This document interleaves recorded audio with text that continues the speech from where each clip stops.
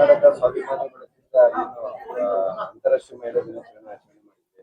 ಸಾಕಷ್ಟು ವಿವಿಧ ಕ್ಷೇತ್ರದಲ್ಲಿ ಸಾಧಕರಿಗೆ ಮಹಿಳೆಯರನ್ನು ಗುರುತಿಸಿ ಅವ್ರಿಗೆ ಸನ್ಮಾನ ಮಾಡುವಂತ ಕಾರ್ಯಕ್ರಮಗಳು ನಡೆದಿದೆ.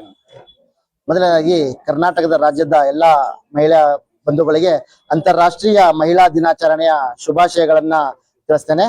ಬಾಬಾ ಸಾಹೇಬ್ ಡಾಕ್ಟರ್ BR ಅಂಬೇಡ್ಕರ್ ನೀಡಿದ ಸಂವಿಧಾನದಡಿಯಲ್ಲಿ ಇವತ್ತು ಮಹಿಳೆಯರಿಗೆ ಸಮಾನತೆ ಹಕ್ಕು ದೊರಕಿದೆ. ಎಲ್ಲಾ ರಂಗದಲ್ಲಿ, ಒಂದು ವೈದ್ಯಕೀಯ ರಂಗದಲ್ಲಿ ಹಾಗೂ ಶಿಕ್ಷಣ ಕ್ಷೇತ್ರದಲ್ಲಿ ಮತ್ತೆ ಎಲ್ಲಾ ವೃತ್ತಿಯಲ್ಲಿ ಸಾಧನೆ ಮಾಡಿದಂತಹ ಮಹಿಳೆಯರಿಗೆ ಇದನ್ನ ಕರ್ನಾಟಕ ರಕ್ಷಣಾ ವೇದಿಕೆ ಸ್ವಾಭಿಮಾನಿ ಬಳಗದ ವತಿಯಿಂದ ಅವರಿಗೆ ಕೂಡ ಗೌರವ ಸಮರ್ಪಿಸಲಾಗಿದೆ. ಹಾಗೆ ಪೌರ ಕಾರ್ಮಿಕರನ್ನ ಗುರುತಿಸಿ ಅವರಿಗೂ ಕೂಡ ಸುಮಾರು 7 ರಿಂದ 10 ಜನ ಮಹಿಳಾ ಪೌರ ಕಾರ್ಮಿಕರನ್ನು ಕೂಡ ಸಂಘದ ವತಿಯಿಂದ ಗೌರವಿಸಲಾಗಿದೆ.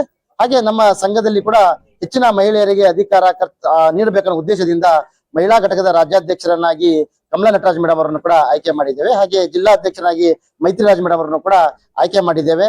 ಹಿಂದೆ ಕರ್ನಾಟಕ ರಕ್ಷಣಾ ವೇದಿಕೆ ಸ್ವಾಭಿಮಾನಿ ಬಳಗ ರಾಜ್ಯಾದ್ಯಂತ ನಮ್ಮ ಸಂಘಟನೆಯನ್ನ ಸಂಘಟಿಸಿ ನೆಲ ಜಲ ಭಾಷೆಗಾಗಿ ನಮ್ಮ ವೇದಿಕೆಯಿಂದ ಪ್ರತಿನಿತ್ಯ ನಾವು ಹೋರಾಟದಲ್ಲಿ ತೊಡಸ್ಕೊಳ್ತೇವೆ.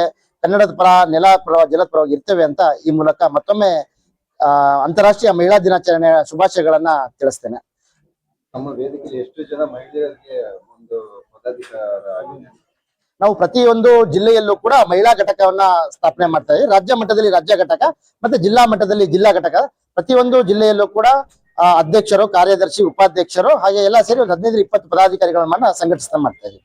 ಇವತ್ತು ಮಹಿಳೆಯರಿಗೆ ಏನಾದ್ರು ಸಂದೇಶ ಕೊಡಬೇಕು ಅಂತ ಈ ದೇಶದಲ್ಲಿ ಮಹಿಳೆಯರು ಪುರುಷರ ಸಮಾನರಾಗಿದ್ದಾರೆ. ಅವರು ಎಲ್ಲಾ ರಂಗದಲ್ಲೂ ಕೂಡ ಅಧಿಕಾರ, ಆಯಸ್ಸು ಸಿಗ್ಲಿ ಅಂತ ಹೇಳಿ ಈ ಮೂಲಕ ಹೇಳ್ಬೋದು.